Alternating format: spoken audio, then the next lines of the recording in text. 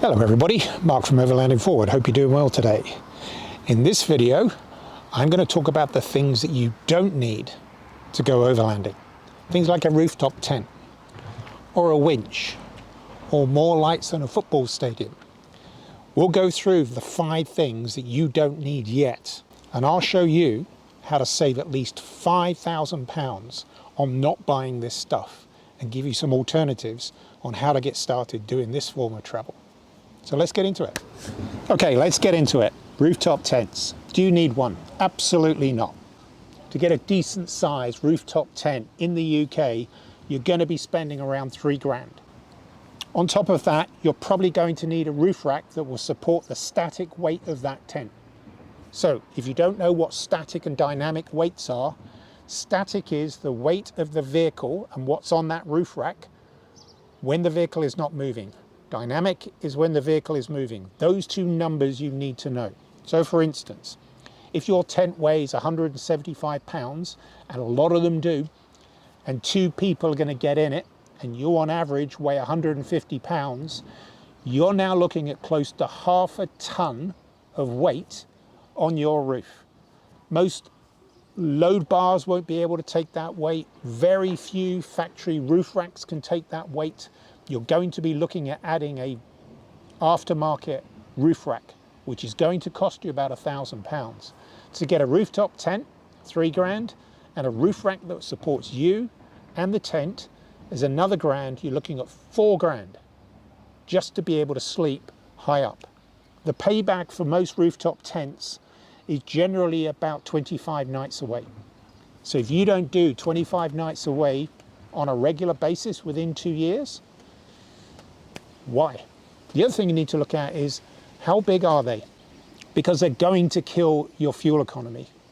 If you don't have anywhere to store it, is it going to stay on the vehicle all year round? If it is, you can kiss goodbye to your fuel economy. Because when I had my iCamper on my vehicle, I lost 5 miles a gallon in fuel. So if you're driving around with a daily driver with a tent on it year round, when it doesn't need to be on year round, you're going to kill your fuel economy. So if you don't have the ability to take it off your vehicle, store it somewhere else for when you actually need it, and again, if it's 150 pounds to 175 pounds, you're going to need a couple of people to help you get it off. And they're quite high up and they're heavy. You're going to need 3 or 4 people to get that thing off and store it wherever you're going to store it. So let's look at the alternatives. Instead of spending £4 grand on a rooftop tent and a roof rack, look at the alternatives, which is get a really good ground tent. So for a long period of time, I had an Oztent RV3. Oztents are brilliant tents. They set up really, really quickly. Within 4 to 5 minutes, you can get it off your roof. You can have it set up. They have awnings built into them. You can put cots in there or a really good double blow-up mattress. They're brilliant tents. There's also other cheaper alternatives as well. Now, with an Oztent, they're fixed in a frame. They're 2 meters long, so you're going to need to put it on your roof rack anyway, or load bars. But an Oztent, quite comfortably, they're about 15 to 18 kilograms, could quite comfortably sit on roof bars. So you wouldn't need to have a roof rack for it. If your car came with factory roof bars, or you can go buy some OEM ones, you can quite easily put an Oztent on top of your roof. You can ground camp. So you could quite easily buy an Oztent, 2 cots, a really comfortable inflatable mattress, all of the things you need for maybe £1,200. So right there, it's close to £3,000 by taking an alternative approach. So you don't need a rooftop tent. Now I can hear you shout, well, you've got one. Yeah, I do. But rooftop tents have come to me, not the other way around. By that is, I've got a really low profile tent. It's only 6 inches at its highest point. And that tent without a mattress only weighs 90 pounds. So mattresses in rooftop tents are a compromise. I'm a side sleeper. I'm not a back sleeper.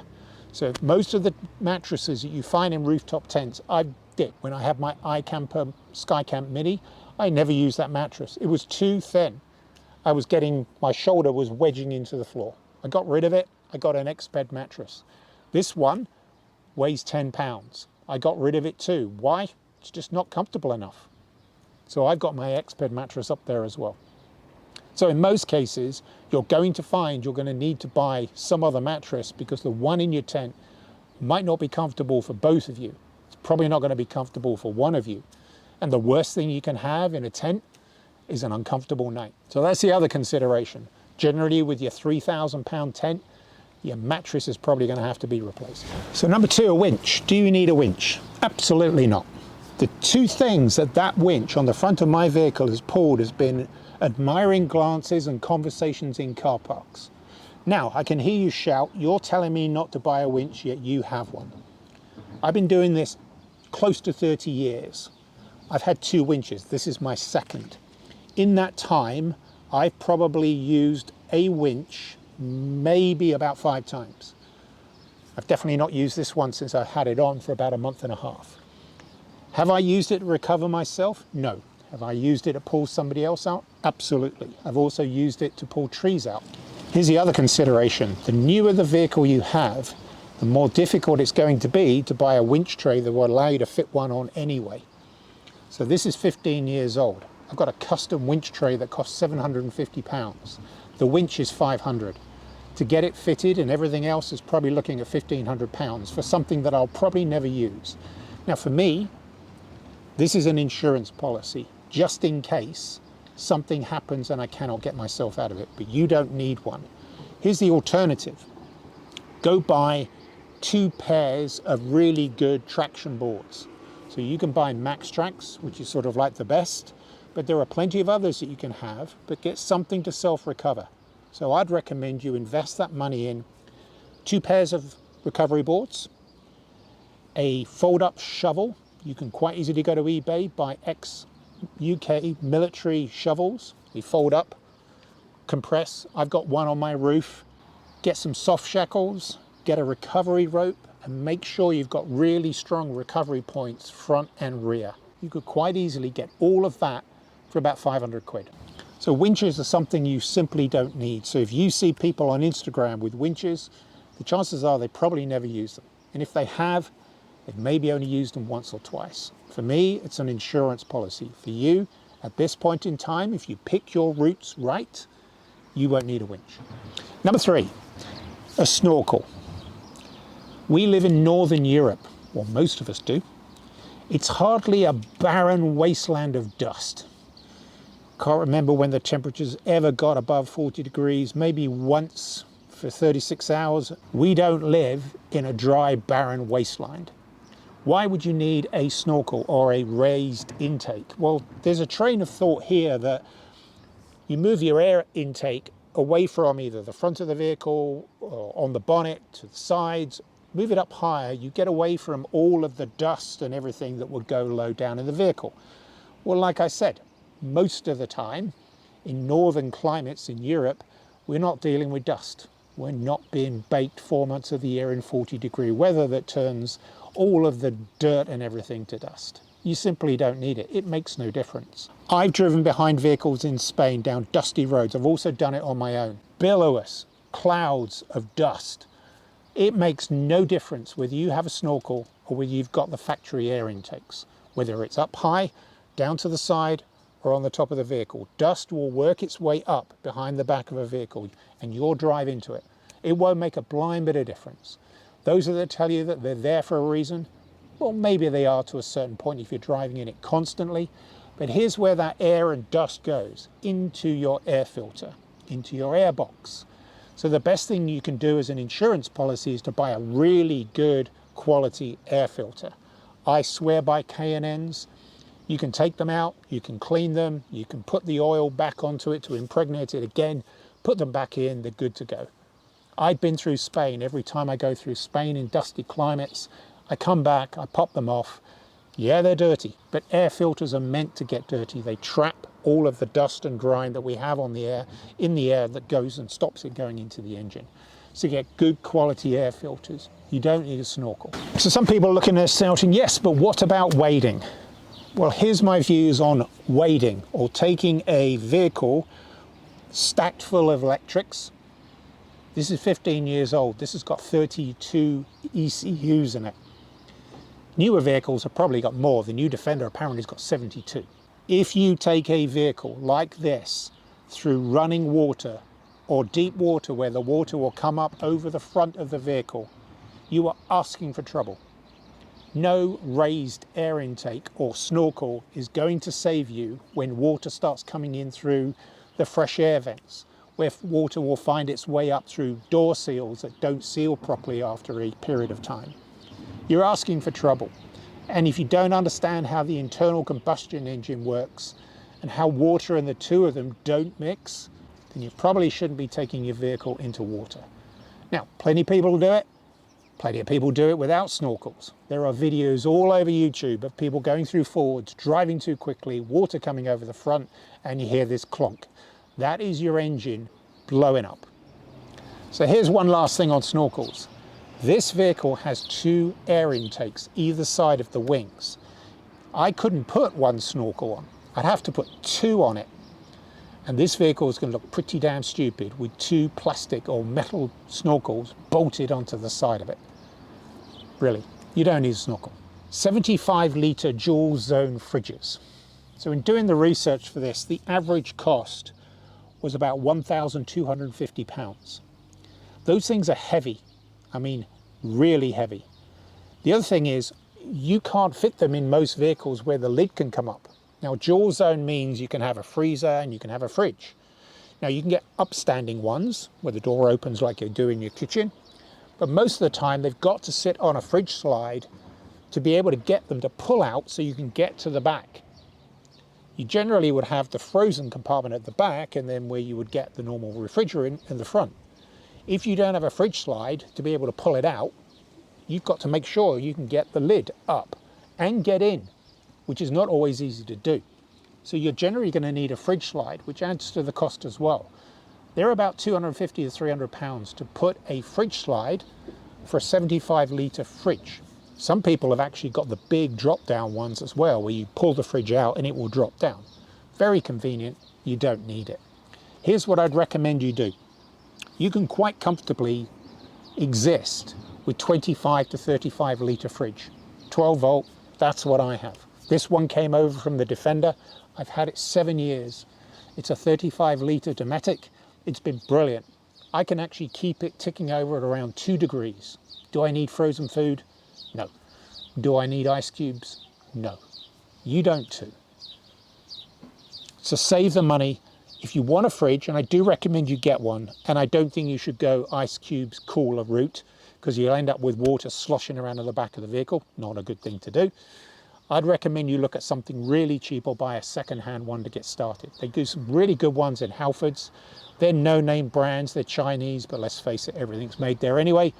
You could quite comfortably get a 25-litre fridge, enough to keep your milk, vegetables, some meat. You could quite comfortably get one from Halfords, a decent one that can fit in the back of your vehicle, that can plug into your cigarette lighter, your 12-volt socket, which will keep things nice and chilled for when you want food, when you want drinks. You can keep your wine, your beer, your milk, all of those things can go in there perfectly fine, and they're good enough to get yourself started.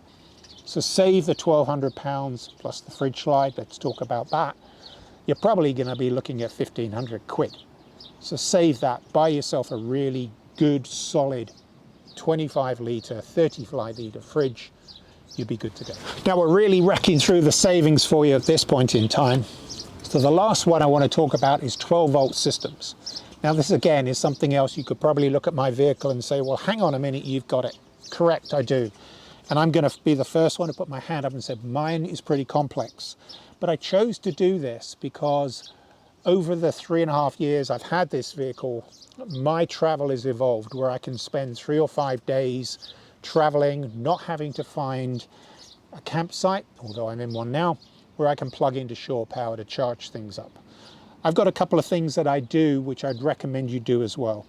When I drive, I plug as many devices as I can that need charging so I can take care of the alternator charging those devices. Or in my case, all of the systems in the back charge that up. So phones, iPads, all that good stuff gets charged while I drive. Why? So I don't deplete them and the energy that I've got in the evening time. Now eventually that charge has got to go back in.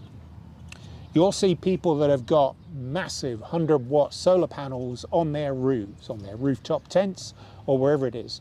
I'm telling you right now, you do not need that. If you are going away and you're going to be camping stationary somewhere for a period of time, then yes. But remember, you're reliant on the sun to be able to charge those other batteries that you have in there. Mine's a complex system. I'll put up a diagram of mine right here so you can see how complex mine is. It took a while, but mine's evolved into what I have now, and products have evolved to fit into my needs. So it's totally different. Here's what I recommend you do, and you could probably save yourself at least £2,500.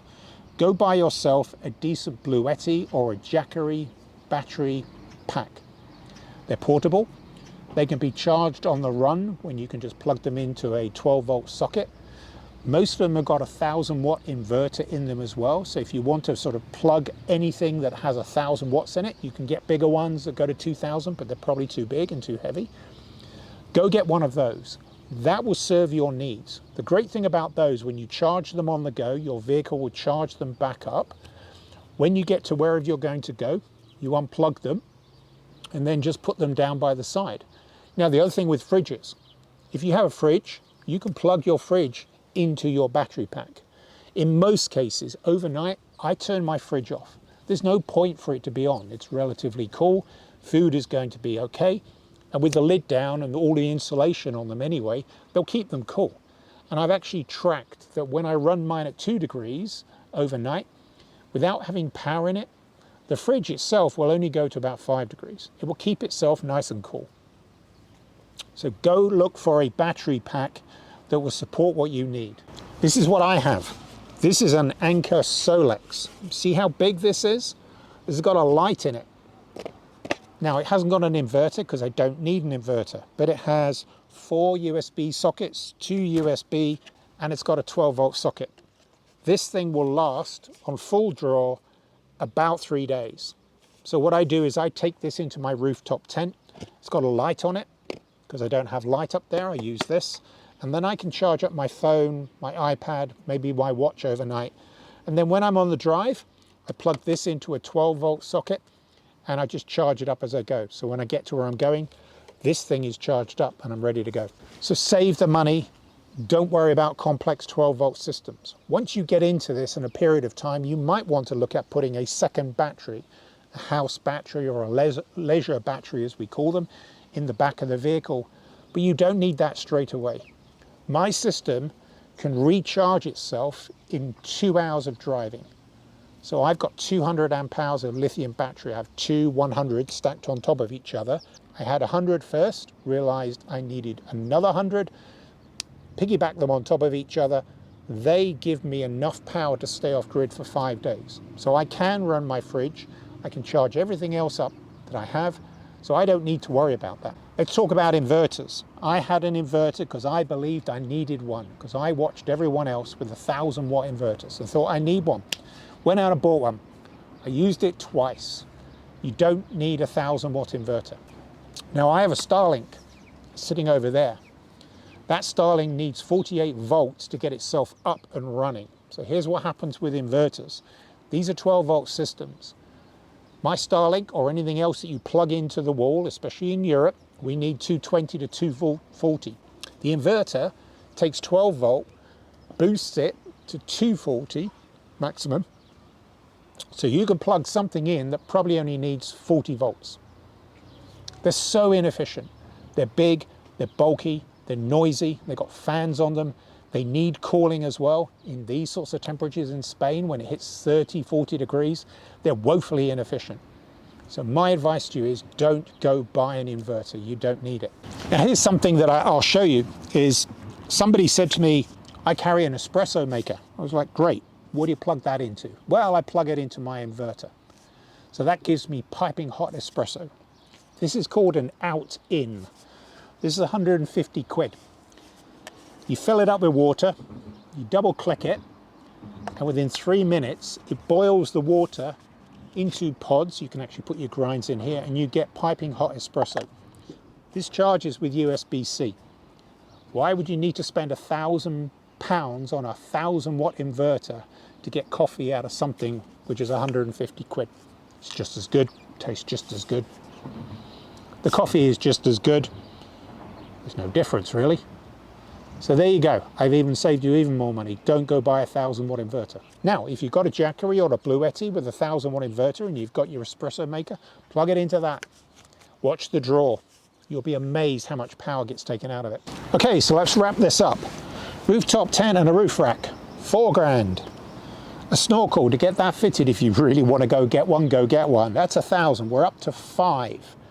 Complex 12-volt systems, at least 3. We're up to 8. A winch, generously say it's 1,500. We're now at 9.5 grand. And then you've got a fridge. Let's be generous. We're now at 11, 1,500 pounds. That is 11 grand. Think about that. 11,000 pounds of accessories that you don't need. I can cut that in half. Go buy yourself a really good Oz tent. Get a couple of cots, potentially 1,500 quid. Let's look at winch. 1,500 quid. You simply don't need it.